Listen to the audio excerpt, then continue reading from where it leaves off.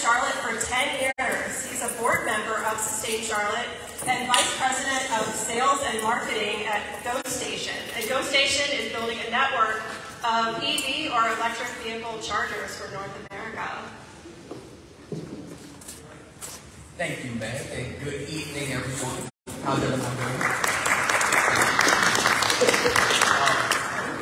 We appreciate everyone coming out tonight, and on behalf of the board, I welcome you. As Meg mentioned, I've been a resident of Charlotte for 10 years, and it was about 2 years ago that I had a moment where I said, you know, what am I really doing here in Charlotte? And I realized that I may have the typical experience of a transplant, where I've been in Charlotte for many years and transacted with the city, really wasn't invested in the city. So I paid my taxes, went to great restaurants, used the parks, the greenways and such. Spent a lot of time at the airports, but really took for granted all of the amenities that Charlotte had to offer. So I stepped out on faith and reached out to Shannon and team and sought opportunities to do more for the city, trying to find ways to use my talent and treasures to really contribute back into a city that's been so good to me. And it's funny, in my first conversation with Shannon, he said, "Ray, I love what you're doing, but quite honestly, we don't know. I don't know if we necessarily want more cars on the roads in the city of Charlotte." And I said, "Shannon, well, you know, I don't disagree. I do believe that we need to find practical mobility options to help people get to the things that they need most. And within that umbrella, I think that electrification is something we need to consider for those who want and need a vehicle." So to that end, Shannon was kind enough, as well as the rest of the board, to bring me into the fold in the organization, and we've been working at it diligently to make some significant advancements in terms of transportation and such. One of the things that we're doing from a company perspective at GoStation is really leaning into underserved communities, focusing on economic mobility as well as climate change. And we recently deployed a charging station right along 84th Road, which we're really excited about given its proximity to the highways and what it's going to do for that community. So all that said, while you guys are here, what we do is very important. We thank you for your time on behalf of the board. Thank you for your efforts. And I look forward to speaking with all of you this evening. Enjoy the food and have fun. Matt. Thank you so much, Ray, not only for welcoming us tonight, but for your service to the community and to the board of Sustain Charlotte. So just a few announcements as we get started. How many people are here for the first time tonight? All right, well, welcome. How many people are coming back? Excellent. So it's about 2/3 and 1/3. So we are so glad that you're here, and we hope that this is a valuable time for you to learn tonight. Not only learn the knowledge, but also the skills to be an effective advocate for smart growth in your community. Our Impact 704 Academy is an educational series about sustainable, equitable, and resilient urban development in the Charlotte area.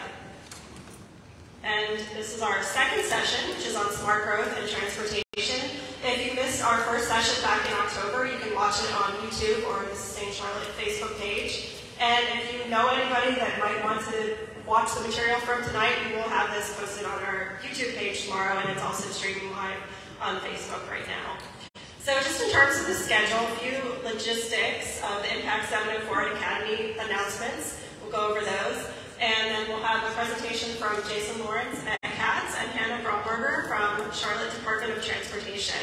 And then you'll have an opportunity to ask them questions. We'll then have a great panel discussion with 3 transportation advocates from our community, and end with just some discussion about takeaways that you can take back to your own community to advocate. So in terms of Academy logistics, this event takes place obviously in person here at Camp North End. This is the second of 3 sessions, so our next one will be on December 15th. We may be in a different space, so if you register for this event, go ahead and register for that next event, and you'll get an update about which exact building within Camp North End we'll be in. And each of our sessions is going to include amazing speakers from a variety of sectors who will share their expertise with you. And we also want you to get to know the people who make decisions about transportation and land use in our community, so that you know who to reach out to when you have concerns. We also want you to leave with really practical advocacy tools and ideas.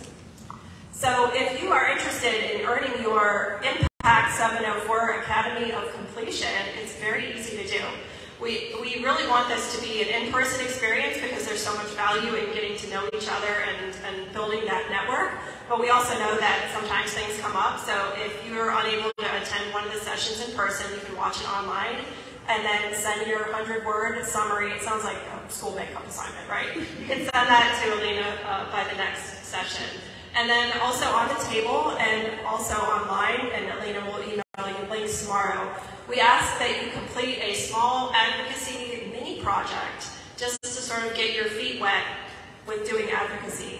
Or if you're already an advocate, try something new. Also want to give an announcement about an upcoming event that we are hosting on November 19th. We're going to get a sneak peek of a new greenway in North Mecklenburg County. We'll be exploring the Long Creek Greenway, which is up by North Lake Mall. So we would love you to check that out, sustainCharlotte.org/events. It's a free event, it's family friendly, and it will be a great day. We also encourage you, if you're a part of a community organization, a neighborhood association or organization, we facilitate a coalition called the Charlotte Regional Transportation Coalition.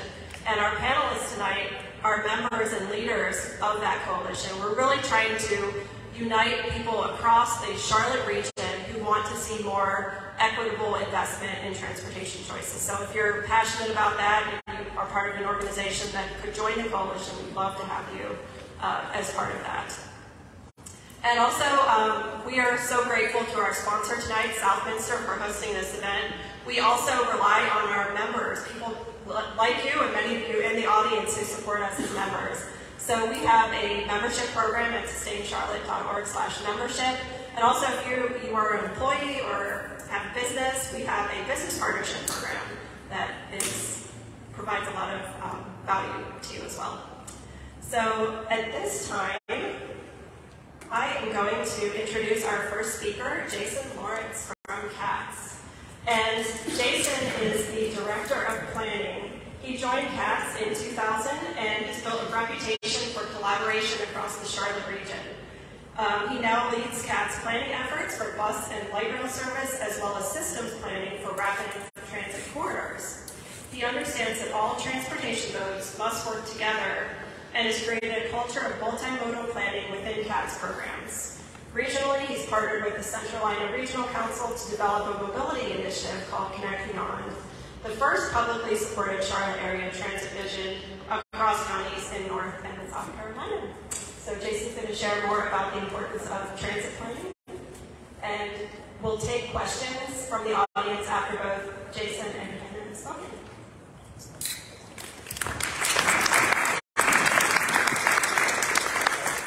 Thank you, Meg, and thanks to the people watching at home and everybody that's here today. Appreciate you all coming out. And I have more slides than probably I should be cramming into 15 minutes, but I promise you they go fast. I'm going to give a very high-level discussion of all of our projects that are in our current planning effort, but also kind of give some background into like how this could lead to kind of broader conversations across the region. And just a couple fast facts if you don't know. One quick question I like to ask for people when I'm doing these kind of broader presentations. Who was here, let's say, I'm just looking at the audience here, maybe somebody was not born, but who was here in the mid-1990s or moved here like the mid-2000s? So who moved here like the last 5 years? And so I think that, when you start thinking about and look around the room, most people, places you go, are people that have probably just moved here too. This region continues to grow. And I'm going to touch on a bit of that through this presentation. A couple of fast facts about Charlotte Area Transit System, largest transit system between Washington, D.C. and Atlanta, Georgia. We're currently funded by a half-cent sales tax that's been in place since 1998. That funds everything from the buses to the rail and all of our large capital projects. We are a department of the City of Charlotte. In some places, transit agencies tend to be like an independent authority. We are within the city government, but we have a policy board made up of Metropolitan Transit Commission, which is all the mayors in Mecklenburg County, and one county vote. Service area population of 1.3 million, that's all of Mecklenburg County, and we have a few handful of regional routes, bus routes just outside of Mecklenburg, one to Union County, one to York County to the south, and one west to Gaston County. 600 some odd square miles across those counties. And you can see our vehicle fleet numbers there, just over 304 buses. What's not listed there are our 12 electric vehicles that we're piloting out. So you can see those throughout the system. We are trying to work towards electrifying our fleet. We have a service called Paratransit. I won't touch on that tonight, but that's the service that we provide to our elderly and disabled, eligible people throughout our community. We have services called Ramble. That's where people can pool together with individuals going to the same destination. So think like the passenger vans, minivans. And then we have 42 light rail vehicles, hybrid streetcar vehicles that go off-wire in our downtown area, 22 miles of rail, and 69 bus routes.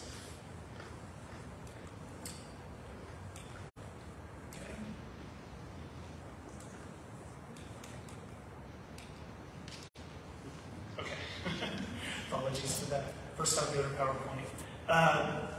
But it all started with a vision. Everything that Cassie's done, she really started with a conversation about mobility, but also about growth. In the 90s, there was a conversation about we were growing at a fast clip. How do we manage this growth? It was not a question of how, if we were going to grow, it was like how we were going to grow in a more sustainable fashion.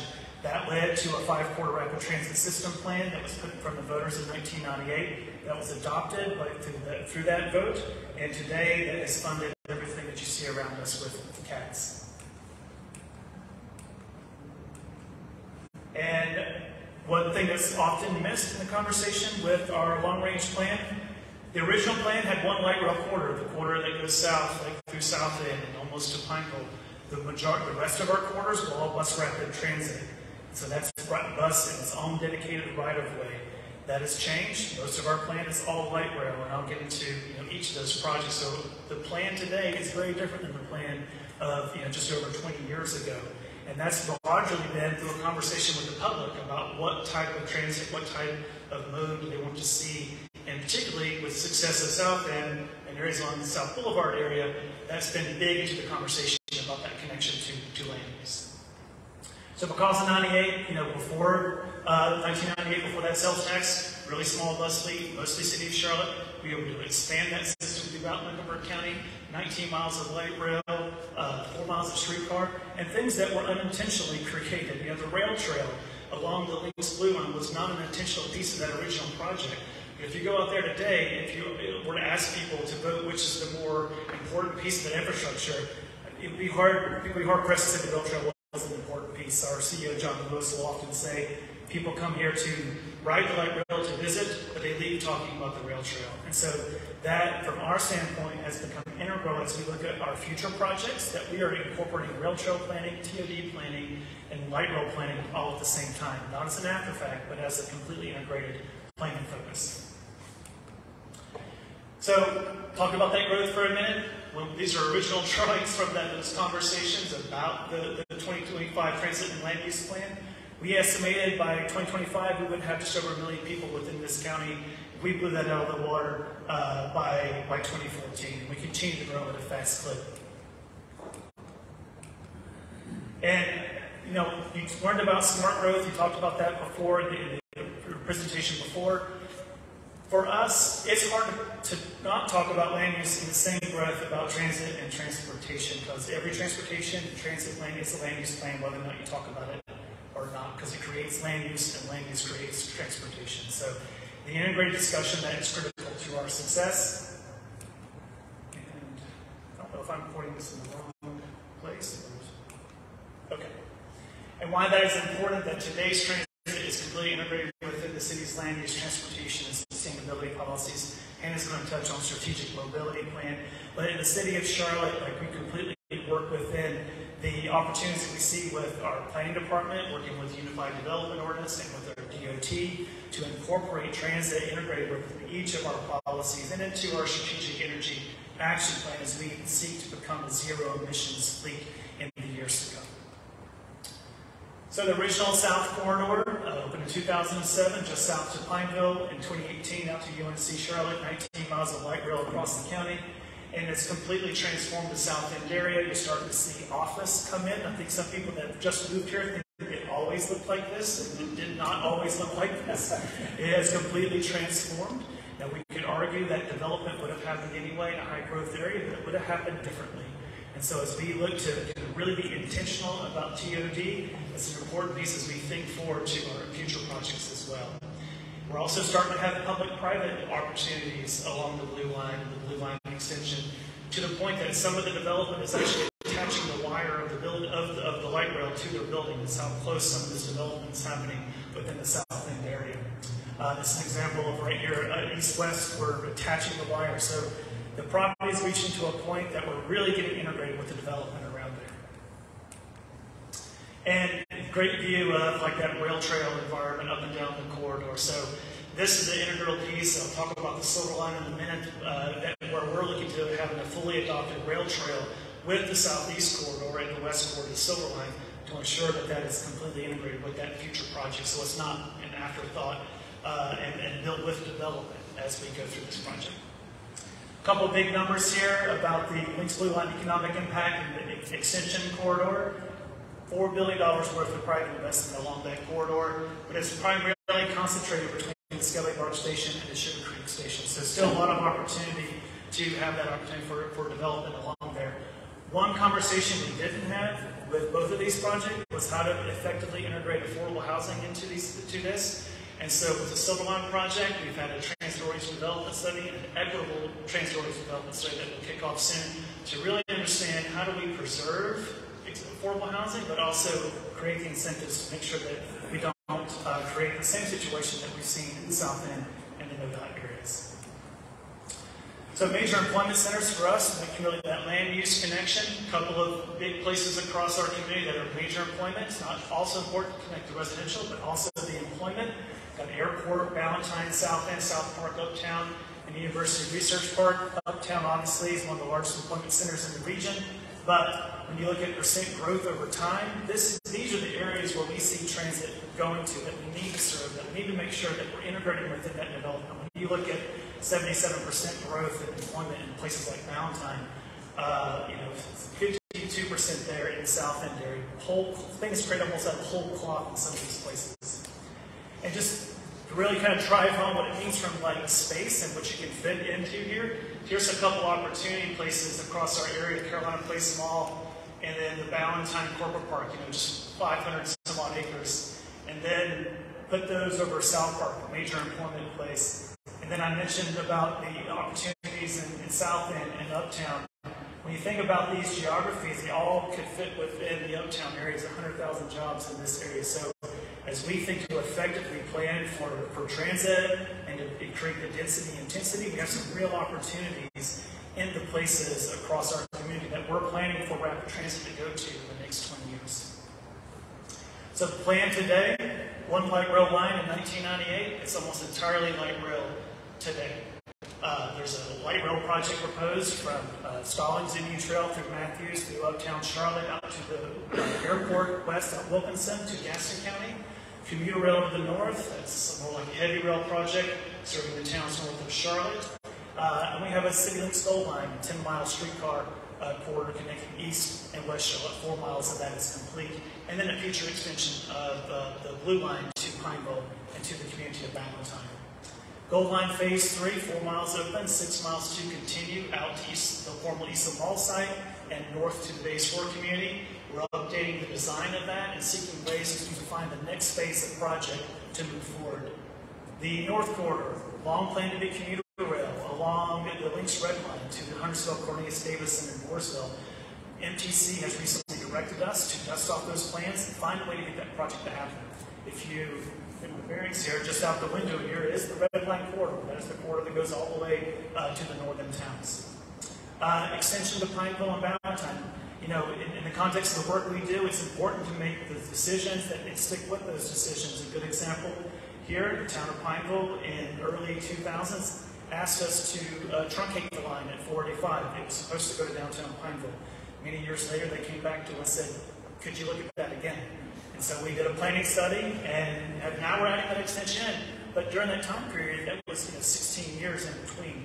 So to think about, when you're making these decisions, it's important to keep the long view when it comes to land use planning.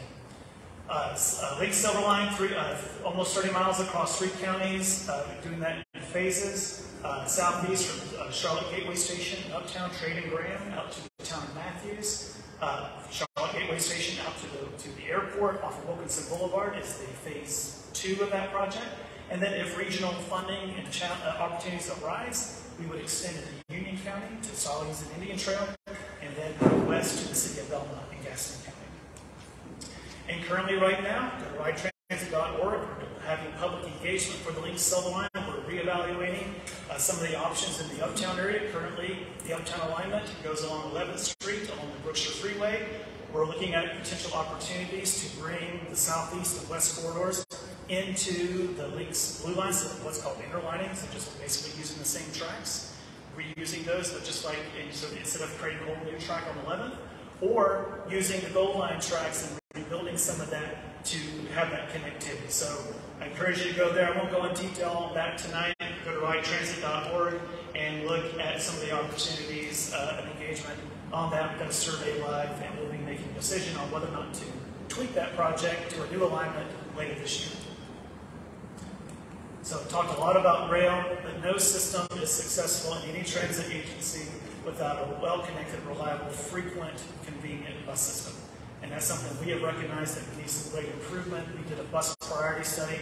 This plan was adopted by our board in May of this year to create 23 high-frequency routes, so 15 minutes or better on major roads, so think Graham Street, North Tryon, Providence Roads, those kinds of places. Take our 60-minute routes, convert those to fully on-demand vehicles that connect to mobility hubs. And so this is an aspirational vision that will, of course, just like everything I mentioned, will require new funding. And mobility hubs, fancy name for a bus stop that does more things than just going to the bus. So I'll just kind of leave it there. But that is a shift in our thinking to work closely with more multimodal planning with Hannah and her team, that bus stops can do more than just pick and drop off at a bus. How do we have scooter share? How do we have charging infrastructure at larger size mobility hubs? How do we incorporate parking, ride sharing, on-demand services? All the things that, as we think through mobility, that it's not just about bus and rail, it's about all the things that connect us to the community around. Because at the end of the day, what we really are attempting to do is build frequent transit that serves mobility hubs, that makes sure that the connections for bike and scooter and micro transit, on-demand services, driving and rideshare are all successfully connected and integrated with land use. And why that is important, as in close out here, this is important at the regional scale.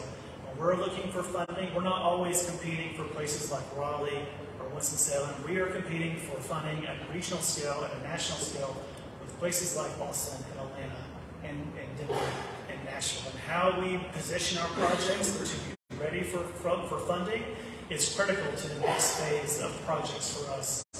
And so we've been working with Central Carolina Regional Council to develop a regional transit plan across 2 states and 12 counties. And why is that important? Because just like that growth is going to happen in this area, it's happening across the region. And so by 2045, 1.4 million new people are going to be moving to this region. How are we going to accommodate that growth, not only from the transit pace, but also from the land use development? And this has been endorsed and adopted by many of our partners across the region. It really builds upon the system that we have here in Mecklenburg, the 2030 Transit System Plan. And it looks to extend that rapid transit out into the community across Gaston County, into Union County, and into Cabarrus County. So we're working with all our partners to get the vision right to how do we build out this plan. And I'll close out with just a final statement that in 2015, the Harvard University report that looked at intergenerational mobility, not just how we move across, but how we move up and down the socioeconomic ladder. This study has since been updated to how we rank within the system. It's not as bad as it was. We're 50 out of 50. I think we're slightly higher in that study ranking now. But one thing was very clear in that study today, it's still clear today, that travel time is the single greatest indicator of how a person can move within the socioeconomic struggle. If you're poor in a zip code today, you're likely to die in a zip code today. And it's clear across many of our urban areas. So transit has a really big role to play in that, how we can save somebody 30 minutes, 45 minutes, 60 minutes each day. That adds up to time with family, time to make those connections. So as we think through all of these plans, that needs to be completely integrated and weave within our processes of how we approach our mobility services. My daughter is 3, so she's not too embarrassed yet to see her photo in presentations, but we have to think more of what is as we think through not only how I want to experience mobility, how you want to experience mobility, how people are going to do that, and what phase of their life are they going to be at in 10, 20, 30, and 40 years, because your mobility needs change throughout that time, and how to ensure that people can age in place and move up and down economically and across our region effectively. Because to be successful, we must plan and build more inclusive, thoughtful infrastructure. Think back to some of the highway projects in the 50s and 60s. We're still building back from some of that. So how do we do that more effectively today to think more holistically? We have to do all layers of mobility, not just the big stuff, the small stuff too, and access to opportunities to integrate each transit service proposal. Thank you.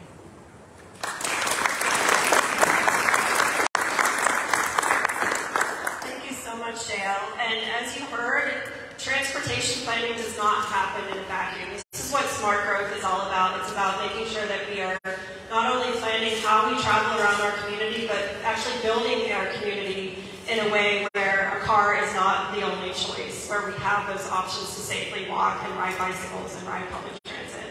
And another thing that you heard Jason said is, that this does not happen without funding, right? Transportation investments in many cases are expensive, but the cost of doing nothing is so high. And this is why it's really critical that we have a dedicated funding source, a new funding source to build not only public transportation that we need, but also safe places to walk and ride bikes and ride public transit. And it's essential that that investment be done in an equitable way. But you will be hearing a lot more from us about the proposed 1 cent for mobility sales tax. So I just encourage you to lean into that conversation. I know, there's a lot of economic challenges right now, but we need to also be considering the big picture and what our community's quality of life will look like if we only continue to invest with our current funding sources. So please lean into that conversation. And now it is my pleasure to introduce Hannah Bromberger from the Charlotte Department of Transportation, where she serves as the Strategic Mobility Division Manager. Her team aims to offer everyone in the city safe and equitable mobility choices. She brings broad experience and a collaborative approach to this complex mobility work, with previous stints in the city's real estate division, and more recently in the Strategy and Budget Office, where she led the annual development of the Capital Investment Plan. And Anna's going to tell us more about the Charlotte's. She'll tell us more about the City of Charlotte's Strategic Mobility Plan, which just passed this year.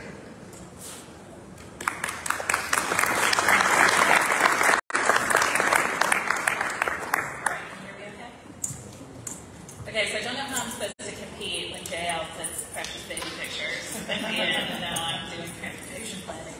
But so I want to give you a little bit of organizational sort of structure here. So JL's team does planning for transit. So part of CATS, the Charlotte Area Transit System, which is a department of the city. I am in a different department for the city, CDOT, the Charlotte Department of Transportation. So JL's team does planning for transit and buses and special transportation services. We in CDOT, my team does planning for our streets and roadways and our right-of-way. So that's pedestrian infrastructure, that's cycling infrastructure. Obviously, it's vehicle travel lanes. It's also ADA compliance with curb ramps, anything in the right-of-way. So just to help a little bit orient what JL's team does versus what my team does. So mobility isn't just about transportation and transit. JL finished his piece talking about it's integrated with land use, it's upward mobility. It's really about creating a better community for all, right? It's sustainability, it's the environment, it's access to jobs, it's all of it wrapped into one. And so our goal is to ensure that people can move safely and equitably on our system. So let me start a little bit with some foundational policies. For a little bit of background context, in the early part of the 20th century, we had a streetcar, right? We brought the streetcar back, but we had it 100 years ago. And so our streets were built oriented oriented towards the streetcar, and they were built with sidewalks, and they were built in a pretty standard grid system with a tremendous amount of connectivity. And then about halfway through the 20th century, we flipped, and we became this sort of auto-oriented design on our streets. And so we started building cul-de-sacs, and we lost some of that grid connectivity. And so we are now having to revert back and undo those efforts. And so we're planning and designing our streets differently now. And in the late 1990s and the early 2000s, we had some major shifts that were really important. We had a dedicated sidewalk program for the first time with public funding. That was through our bond program. And we had our first sidewalk requirements. About how we build sidewalks, who builds sidewalks, are they back of curb, how far away are they from the curb? So that was pretty monumental for us to actually codify some of this connectivity work back into our ordinances.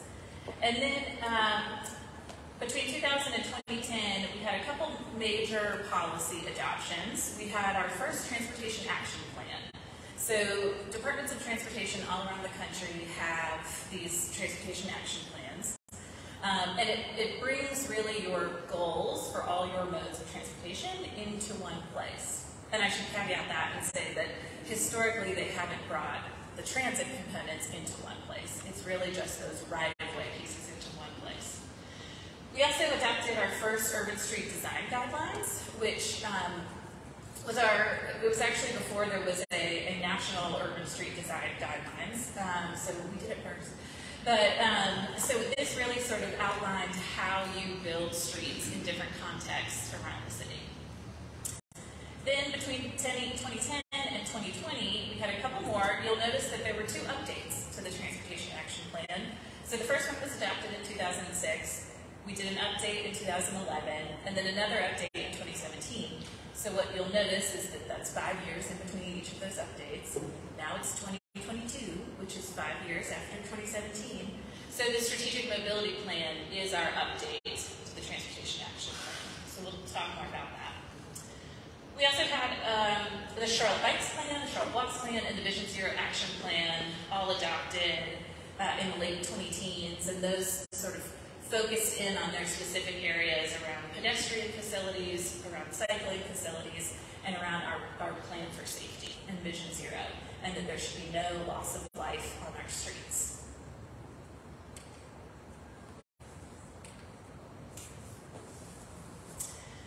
So then, that takes us up to today. So I mentioned that the Transportation Action Plan had been updated about every 5 years, so it was time for an update.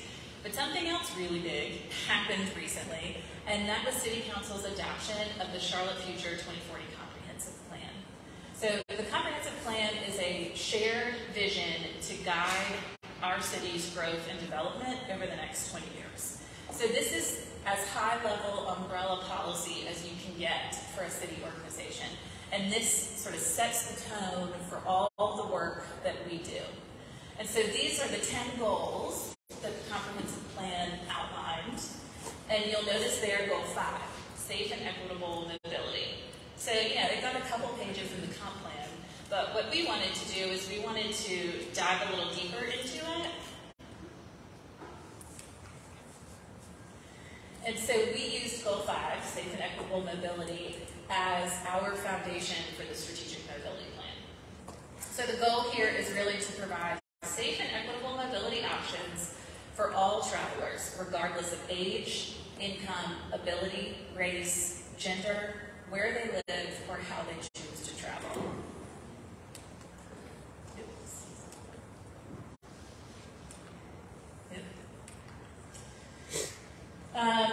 So we set that safe and equitable mobility goal. It's on, I think page 5 of the strategic mobility plan. It's how we try to frame the entire policy. But we also, we want to be data-driven in how we approach our work. And so we needed to dig a little bit deeper into what safe and equitable meant. And so safe, we attached to our Vision Zero goal, which already existed. You saw a couple slides ago that we adopted our action plan in 2019. So the goal of Vision Zero is, as a community, to eliminate traffic deaths and serious injuries for all who share our streets, regardless of mode. And then this equitable mobility concept, really formalizing it, was a little bit new for us. The strategic mobility plan was the first time that we called it out so clearly and started working towards defining that. And so the way that we defined it is a 50-50 mode share goal. So as a community, half of our commute trips will be made by means other than a single occupancy vehicle through walking, biking, and taking transit. And this plan, Meg mentioned it, but this plan was adopted by City Council this past June. So within the document, it's a large document, and so we have policies in it, we summarize our community engagement, but then ultimately what we do is we break it down into our 4 sort of key frameworks. We have a transit component, bicycle, pedestrian, and our streets and roadways. So transit, JL just talked a good bit about, so we can skip that one. But we focused on the Envision My Ride bus priority study.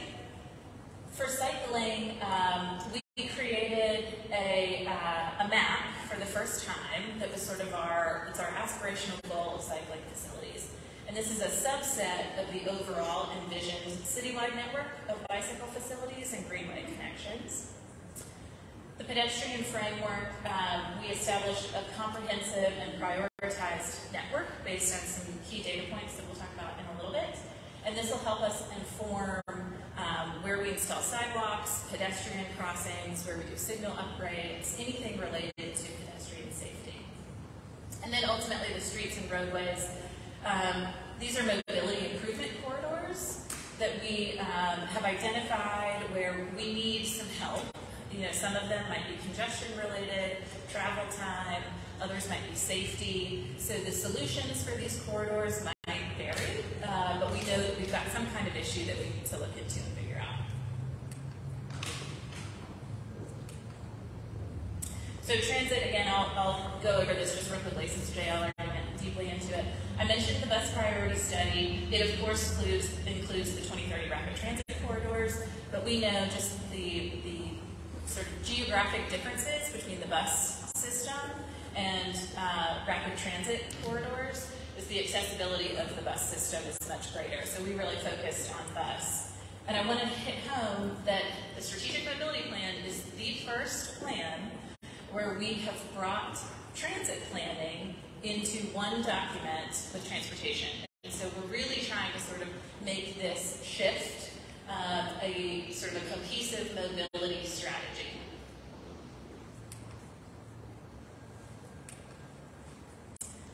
So bicycle framework.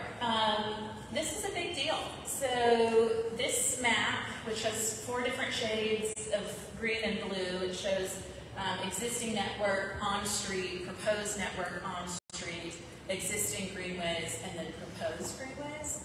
And so this bicycle priority network is a subset of where we envision cycling facilities. We envision them on every street, but this is our priority. This is a network that we believe helps populations access employment centers. We believe it helps cost-burdened households, households without vehicle access, people trying to get to transit, and then we leverage different opportunities ahead of us. So one thing to note here is bringing greenways in, sort of similar to how we brought transit into the Strategic Mobility Plan, is also the first time that we have sort of codified this relationship. So greenways are operated by Mecklenburg County, not the City of Charlotte.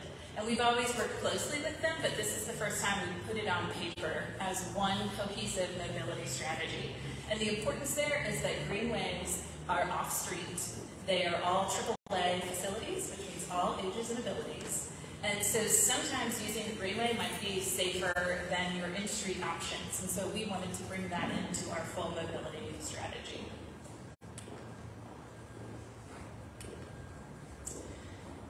The pedestrian framework, as I mentioned, this helps prioritize sidewalk gaps, pedestrian crossings, signal upgrades. It really is intended to support the 10-minute neighborhood goal, which was goal number 1 in the 2040 comprehensive plan. And we have prioritized first and last mile connectivity near transit connections. And so one thing that I want to mention here is in the last several years, we have done a lot of work at the city to figure out our right-of-way infrastructure and ADA compliance of that right-of-way structure. So we have done a full inventory of all right-of-way in the city of Charlotte, and we have found that there are 263 miles of arterial streets. So arterial streets means streets with the highest speeds and the highest volume of traffic. So we have 263 miles of arterial streets that don't have any sidewalks. So our goal, first and foremost, is to get sidewalks on those streets, which, is our goal each year with bond money is to build about 10 miles of sidewalk. So when you look at 263 miles, that is not going to be an easy task, but we now have a complete inventory of it, and we are working on building those sidewalks. And then I'll just mention quickly the streets and roadway framework. So this is a compilation of things, like I said before. It might be congestion issues, it might be safety issues. It might also be new street connections that we believe might help the network as a grid and alleviate some of those congestion or safety issues. And we're always trying to balance trade-offs. It's important to remember that any street or intersection projects that the City of Charlotte does always have pedestrian facilities and cycling facilities. So it's not just a road project for vehicles, it is a street project for pedestrians, for cyclists, and for vehicles.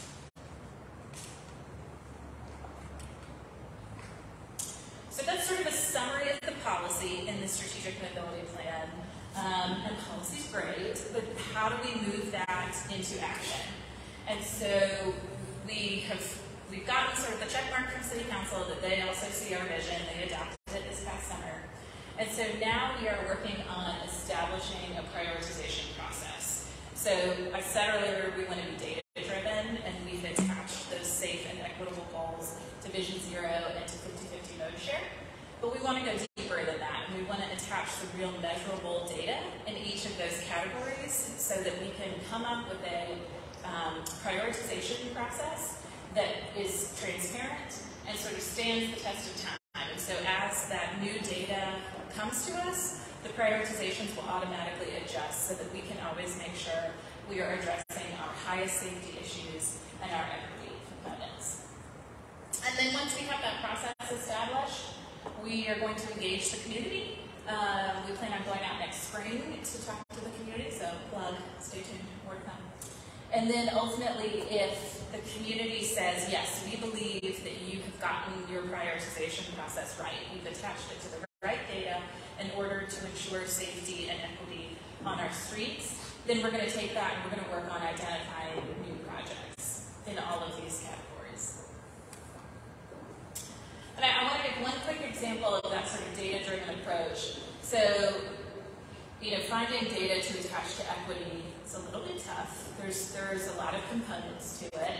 And so one tool that we would consider using is this Transportation Disadvantaged Index. The North Carolina Department of Transportation just recently put this out. And so they assign a score to census block groups. So they're not census tracts, they're a little bit smaller, they're block groups, a little bit more refined. And they look at these 6 criteria and how each block group compares in these 6 criteria to average scores across the state. And so 80 block groups in a shade of green have been identified as some level of transportation disadvantage. And that's based on access, households without access to vehicles. It's based on relative concentrations of the BIPOC population. So there's 6 factors here, and we think that this might be a good opportunity to take this data that already exists and use it and bring it into our prioritization process. So next steps, I already mentioned we're sort of working on that data-driven prioritization process now. We'll go out next spring to the community to review that and start some project identification and feasibility work. If the community agrees and says, yes, we think that you have gotten the prioritization process right. And then ultimately, as a follow-up to the strategic mobility plan, we are going to put out a priority mobility investment workbook next summer. And that will define a prioritized list of projects based on that community feedback. So that's a commitment that we made in the strategic mobility plan, was that we were going to come back with something more specific and project-based. And so that'll be this workbook that comes out next summer. So with that, happy to answer any questions for JL and myself.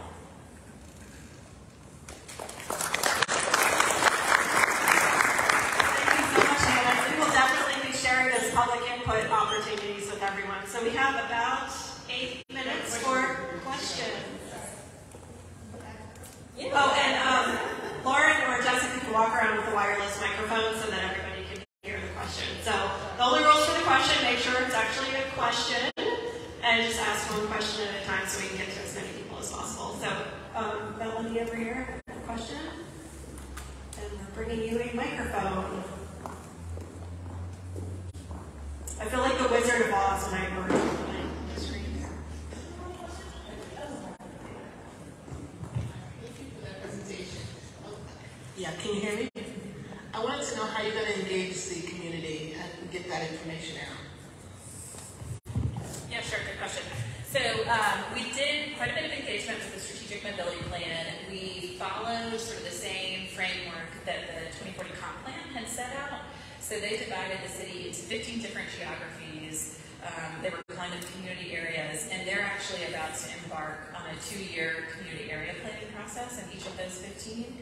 So when we were doing the strategic mobility plan, we went back out to those 15 and engaged with those specific areas. And so we plan on following a similar pattern, going back to those same geographies and starting with a little bit of a reminder that this is what we heard from you during the S&P engagement process, and then walking through the process and taking feedback from the community about how we can improve our data-driven approach, and then we'll fold it into the workbook and the prioritization.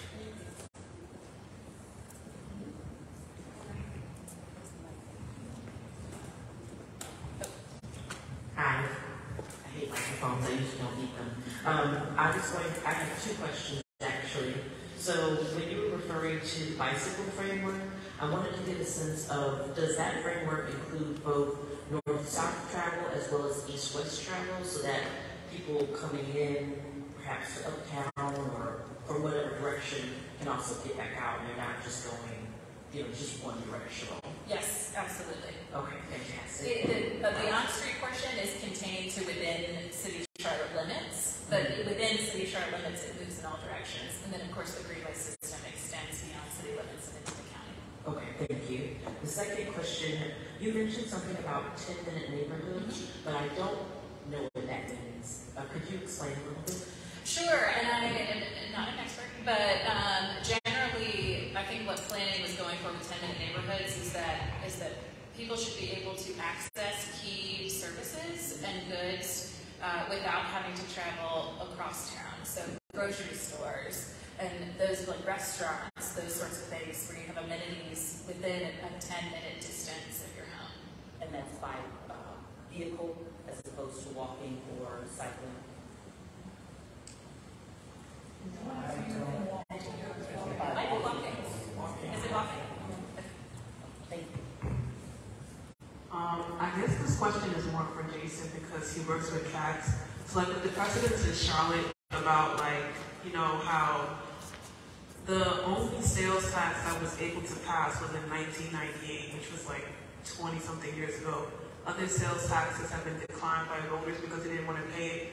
How will this time, when we get voters to actually vote in favor of the sales tax, being that there's a precedence of them not doing so, even though it's what we're using as the basis to fund most of these new transit systems like the Red Line? Yeah, sure. So the first sales tax in 98 passed 58% to 42%, I think. There's only been one other time that was actually put on the ballot, was actually a repeal of the sales tax just before the original blue line opened, 2 weeks before, and it passed. The people voted 70% against repealing the tax. And so each time, those 2 times, people have voted in support of keeping the transit tax. You might be referring to the effort a few years ago for the quarter cent for greenways and art in the community that was not successful. Other regions have, Nashville had a referendum a few years ago that was not successful.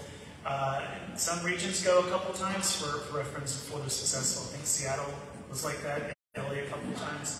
But the track record has been, and more recently, particularly I believe with the last presidential election, that referendums have been fairly successful. Austin had a hugely successful one a few years ago. Now, I'm not saying that's the same that would apply here, but generally people have been fairly supportive of transportation bonds, and just passed the other night around the 70-30 percentile. So I think what it will come down to is what people value and what kind of community we want to be, because these things do cost money. And just to be honest, if we do need local money, we can't unlock the federal money unless we have new local money. So I think that's just something we have to be very kind of clear and transparent about.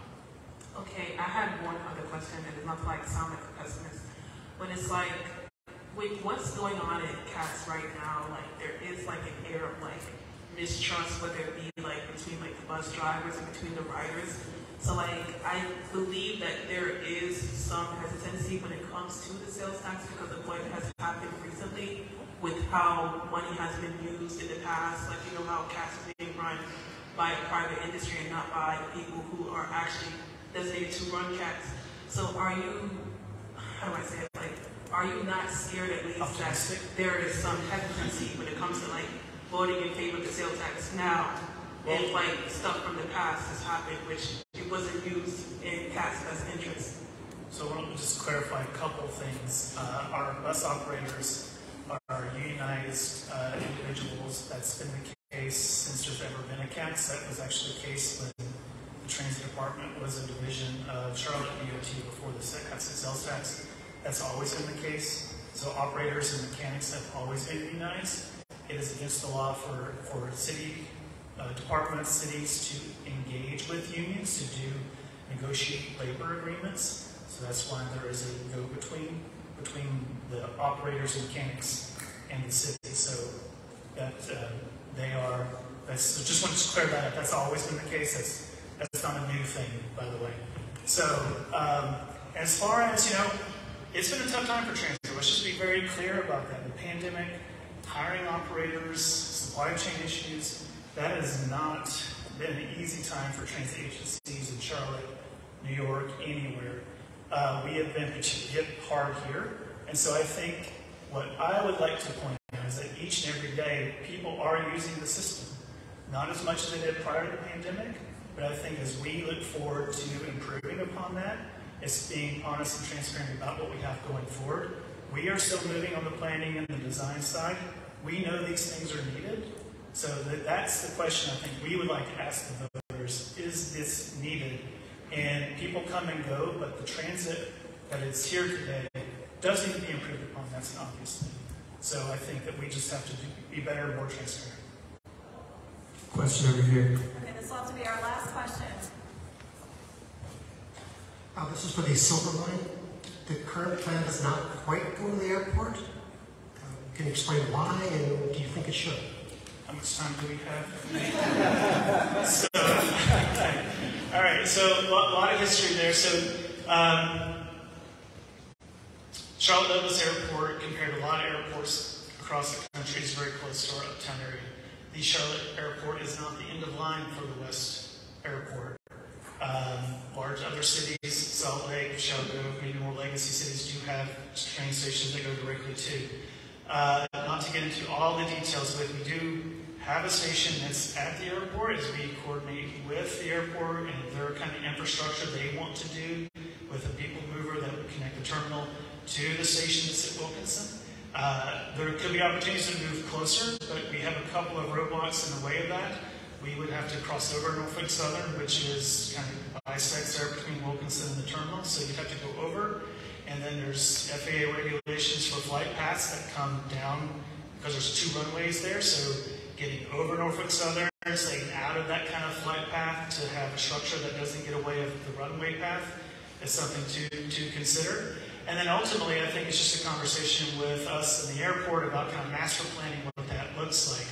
To go to the airport could add another 1.5 to 2 miles of track, when our ultimate goal is 485, and to go beyond that into Gaston County. And then think too that our airport is somewhere around 70 to 30%. 70% never leave the airport, 30% go within the broader region, and then a smaller sliver of that actually are going from uptown to the airport. So from a market share standpoint, should our goal to serve the front door of the airport, or to make sure that we're serving the commuters of the broader region? So it always comes down to the trade-off when you're looking at large kind of capital projects like that. But we're still in design; those conversations can still occur. We have a Milan Institute panel that asked us to kind of look at that again. And I think there could be opportunities for us to get closer, but that north and southern corridor is a pretty big impediment to get up and over aerial and then over into the terminal. So probably better to look over a map one day, and I can show that to you.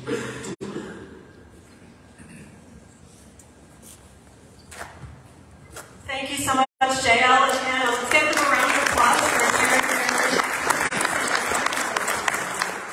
So now it is time for our panel, and I'm going to invite our panelists, Maureen, Ukamaka, and Gerry, to come up and have a seat here, and they'll be sharing the wireless microphone. So Gerry, Maureen, and Ukamaka are all members of our Charlotte Regional Transportation Coalition, and they all are transportation advocates in unique and impactful ways. So we brought them here tonight because you all have just learned a lot of transportation knowledge, but now we want them to share with you their experience so you can start to get out there and test some of the advocacy skills that they very successfully use in their daily lives. So I'd first like to introduce Ukamaka Aneke. Ukamaka is a college student who has lived in Charlotte for 3 years. She takes public transportation daily, and it's her main form of transportation.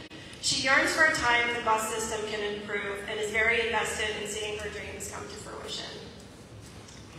Maureen Gilewski is a 55-year resident of Charlotte with 50 of those years in East Charlotte.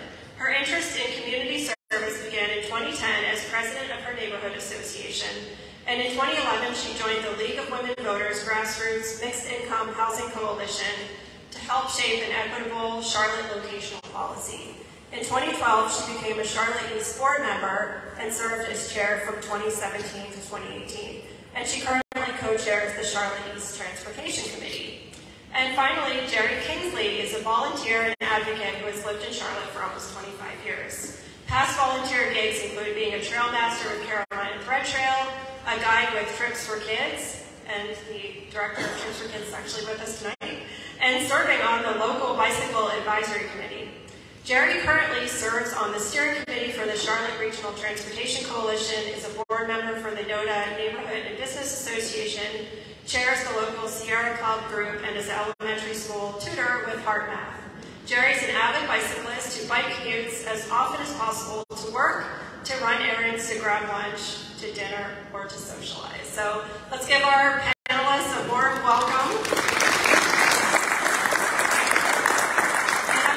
Invite them in any order that they wish to tell us a little bit more about what the transportation issue or issues are that they advocate for, and how they do that, and what type of success and or setbacks they've experienced. All right, I've been elected. Is that on? Okay. So, and this is something like Jason often talks about too, is that you can't really separate out economics, housing, and transportation. So that's been my progression. I started out with transportation really with CharlotteEAST 10 years ago. So hold up your seat, because this is slow work. Okay? You have to be persistent. You have to not be willing to give up. So whatever it is that you want to advocate for, get your plan together and think about your strategy. We do work with staff at the city and the county, Park and Recreation, to talk about how can we be really strategic in getting the things that people need. I'm going to tell you right now, this is one of the things that we're doing, and that is a survey about connectivity, and we want your voice. So we're asking for community to provide information about what it is that happens in your community. So, you know, you've heard the plans in the city, in the county, come up with some really big plans for us, but we also need to provide our feedback, like Hannah was saying, but there's not always the robust feedback, because many times people will say to me, I never heard of that. I say it too. So we need to make sure that we do have leaders in each community, that we have a unified voice, that we provide our feedback. So that's just something that we have learned over time, that it requires that unified voice, but at the same time, it doesn't happen like in a week or a month, and that's where people lose the ability to advocate, is because they can't stick with the long road. No switch on and off. Right, so look, I guess the way I look at it in terms of like what can we do about it, so we've heard some great speakers about the things that we want to do. How can all of us as individuals contribute, or how can I, or how can you be an advocate? And I like to look at it in terms of separating that into what I think of as macro and micro advocacy, right? To be a micro advocate, you can just get out there and do it, right? So I ride my bike back and forth to work, and I let people know about it. And on a number of occasions, I've had people say to me, you know, I've started bike commuting back and forth to work, Gerry, because of that conversation I had with you over a beer, or because of that group bike ride we took together, or because of a post I read on Facebook. And it's really rewarding to do that. But whether you're advocating for bicycle infrastructure or bus transportation, or the other means and methods, if you just get out there and do it and just let people know about it, it's surprising how effective that is. The other micro advocacy thing that I would talk about is just participating in the requests for comments that are out there. So we've heard already today about some things that are open now, I think until the 17th it is, where you can get on the city's websites and opine on their plans for transportation. And I guarantee you that they would very much love to have every single one of us submit comments. And I tell you for sure that I know for a fact that every single one of those are read. So micro advocacy in terms of just doing that and letting people know about it, and then participating in the public comment periods that are available. The other way is what I like to call macro advocacy, and that's things like, you know, join your neighborhood association, join me at the Sierra Club, or us at the Charlotte Regional Transportation Coalition. We're all dying to have more members, and that doesn't mean any commitment to doing anything, but just show up to a meeting and see if that, you know, floats your boat, see if that rings a bell. So macro advocacy available, micro advocacy available, but I think there's things that we all can do to make our voices known. So it's my turn. I kind of got brought into like advocacy when it comes to transportation, really through frustration. I lived in Charlotte for 2 years, and during the pandemic is when I really moved to Charlotte, and I got very, very angry with how the transportation system was set up. Like, there's places in Charlotte where there's not a bus running, or there's places in Charlotte that service students, like let's say CBCC would be in campus, where nobody knows when the bus runs. You can call CATS, you can speak to even a supervisor, and nobody knows when that bus runs. So eventually I just got really frustrated. I spoken to literally all the supervisors and CATS, and I was like, you know what? I need to speak to the city council, because I'm like, somebody has to have an answer somewhere. So I ended up going to the city council, I talked about it, and I got connected with Meg Fencil and people who work with transit, all in Charlotte, and then that's how I got into advocating for transportation altogether, because I just got really sick and tired of not knowing when the bus is coming, or a bus breaking down when I need to get somewhere in the next 10 minutes, or just a 30-minute car ride to somewhere being an hour, or even 2 hours sometimes. I just got really sick of it. So I became an active part in advocacy by basically, I guess, being a part of the city, being a part of the city that's underrepresented, that can't afford to get cars, that can't afford to miss a day of work, you know, things like that. Being a part of the city where sometimes like your job just doesn't like care that sometimes like it's the bus that's running late or there's like there's not a bus running. I just got into it because I just became tired of how the city ran basically. And if I were to like advise anybody in the room about how they get help when it comes to advocacy, I would say, you know, simple things like just being nice to your neighbor, like just understanding that sometimes like there's truly a lot of frustrations that come along with like not having a car, not only in this city, but just like in this country in general. Like the transit is a national issue, but in Charlotte, it is on a city council level where sometimes like, and it's not like to diss anybody, but it's like, because they don't take the transit, they don't really care about the people who do, so it's not like an urgent issue to them. So I think the biggest way you can advocate for, you know, your neighbors or like your co-workers or your employees is just to make sure you get out there and vote for this sales tax that will improve how the buses run, things like that, or just helping take people to work or to the bus stop and things like that. Like, you don't even have to get out there on a political level, but just being a simple, nice person would, you know, mean a lot to me.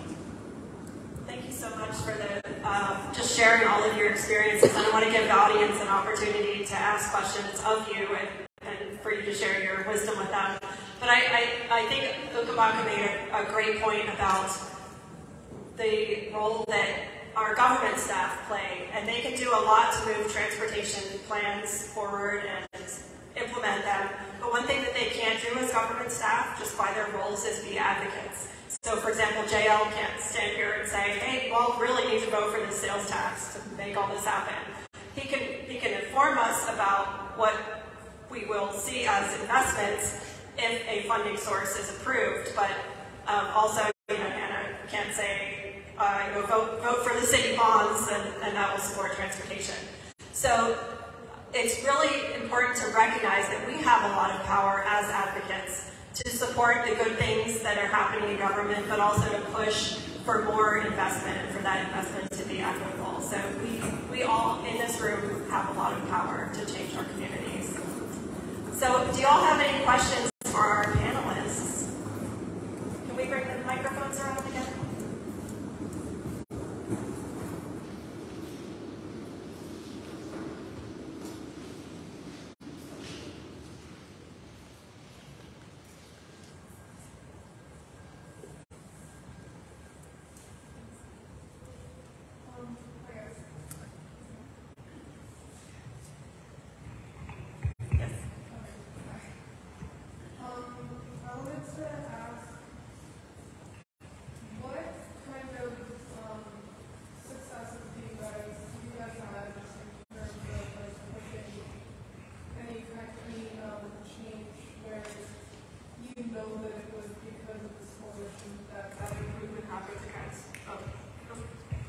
Hello?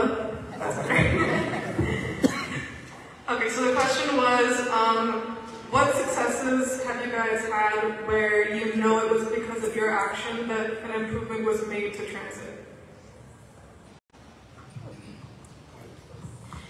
I would say the one thing that really was big for us, and this was over a 10-year period, was to have the county with Park and Rec to finally recognize that greenway trails are transportation. That was big. Where I work uptown, where all the main buildings are, my employer, it's a bank, it's not Wells. They have a very nice locked bicycle cage, shower facilities. They built a brand new tower on the other side of downtown with no such facilities. So we started a petition just inside the bank, got it signed by not less than 100 people, sent it to the leadership of the bank and said, we'd like bicycle facilities in that new building. And they put in, because of that letter, they put in locked bicycle cages and a shower facility for bike cleaners.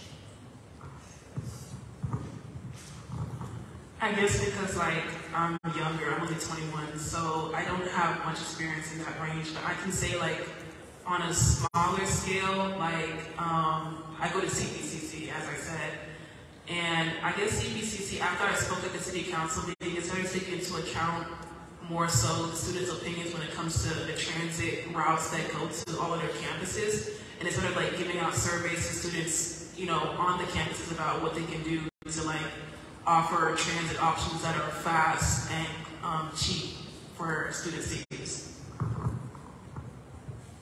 Okay, another question?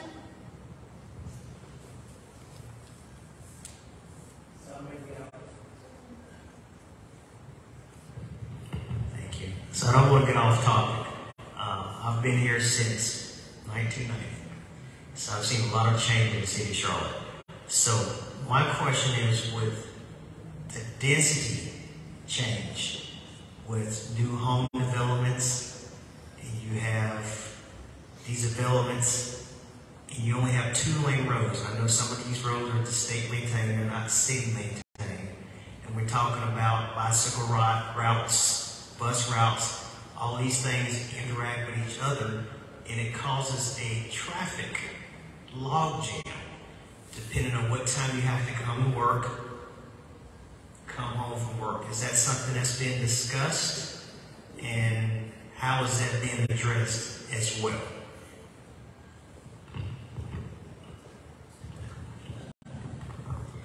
So you're referring to the cars being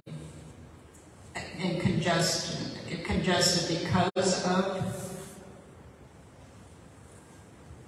What I'm referring to is just because of the density. So development, okay? So you got more development, and the infrastructure in some areas outside of downtown, as we spread out further and further, and the development is causing more congestion. And so we've had this conversation before. That's the pain we're in right now, is because we are retrofitting transportation to fit all this development into the suburbs that have stretched out. I've been here since 1967, so I've seen that change of Charlotte going from 250,000 people to almost 1 million now. So that is sadly, the pain. And I'll add one thing to that too, as JL shared, we can't do transportation planning or land use planning in a vacuum. If they don't happen together, we end up with a mess, right? And think about the most vibrant, dense cities in the world.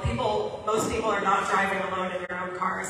A lot more people can move through a street per hour by public transportation or by bicycling, but it's not sustainable in a rapidly growing community for us to only design our streets to meet the needs of people in cars. Our streets are our largest shared public space, right? But yet almost all of the space on them is designed for the needs of people in cars, with very little consideration for people who are walking and biking and riding public transportation. So, everybody wins when we design our communities in a way that allow us to get around by whichever means we choose. Okay, well, we do want to do a little closing exercise, but we have time for one more question for our panel. Let's get this side of the room over here.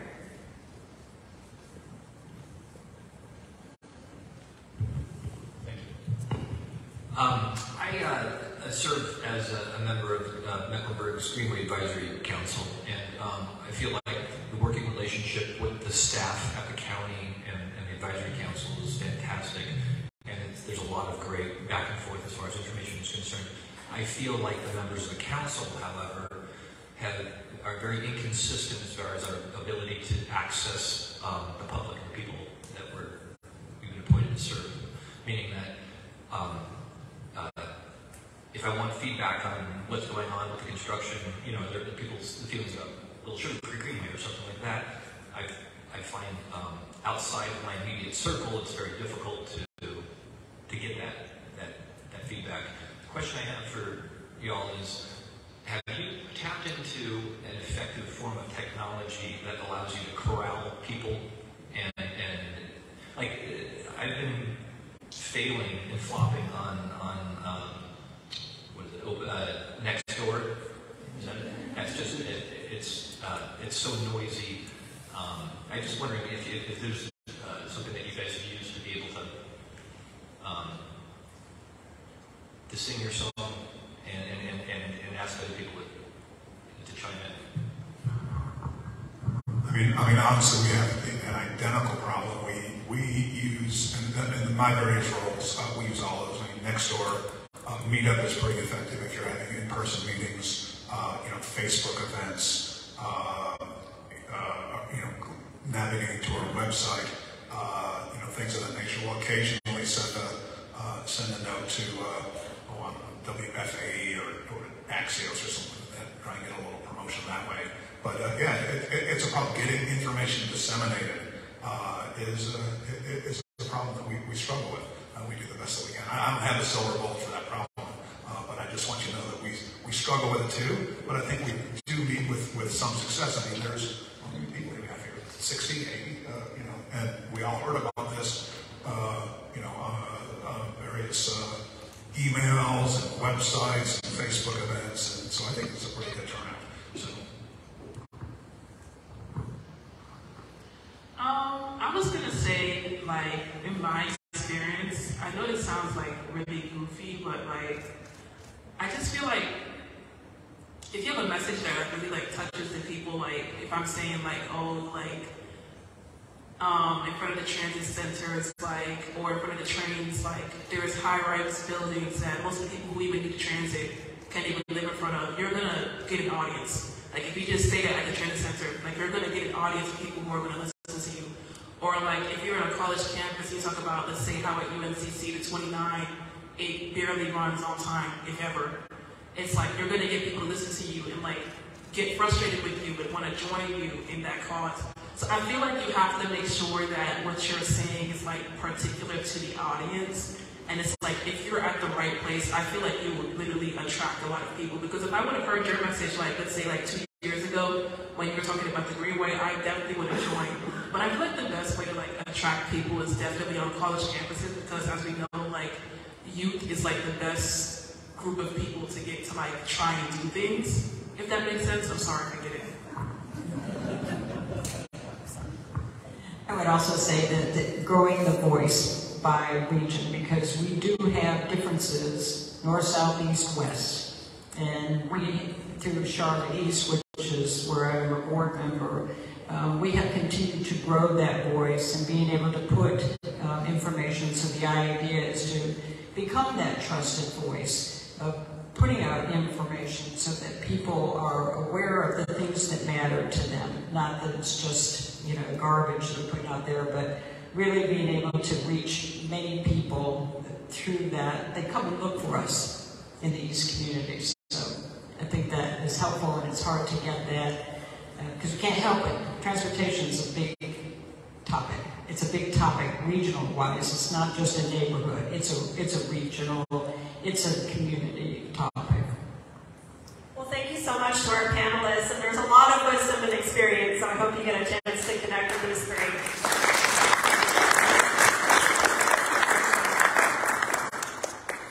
I just want to say that you can be an advocate starting tonight by taking one of these surveys and completing it. Yes, very easy. If you do nothing else tonight, well, do other things too, but definitely take a survey. So one thing that we want to do as we start to wrap up here, we have one final announcement slide, but if we go to the next slide, we're going to do a quick little download as a group. So if you just get together with the people who are at your table, and if we can pull up the next slide here, just share very quickly and be mindful of how many people at your table. So, 30 seconds. We're thinking about knowledge first. What is one thing that you learned tonight about transportation that will help you to be a better advocate? And then think about skills. What did you learn tonight about advocating, about advocacy that you could actually consider implementing? Or did you have, any flashes of inspiration of something you might like to try? Or is there an idea in that the packet of mini projects on your table that might be something that you would want to try? So just take 5 minutes with the people that are at your table. If no one's at your table, then join another table. And then we're just going to do 1 minute report outs, and then we're